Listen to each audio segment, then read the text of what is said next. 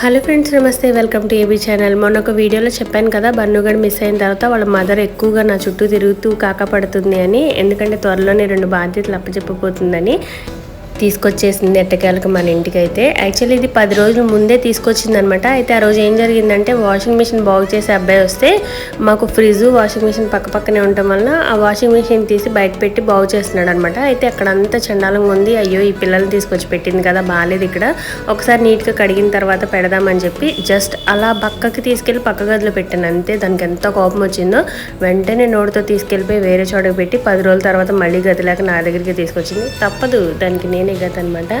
So ఇంతకీ వీళ్ళిద్దరికి father ఎవరు అనుకుంటున్నారు? మన బుడుగుగాడే. అదేంటి బుడుగుగాడికి తను మదర్ అవుతుంది కదా అని అనుకోవచ్చు.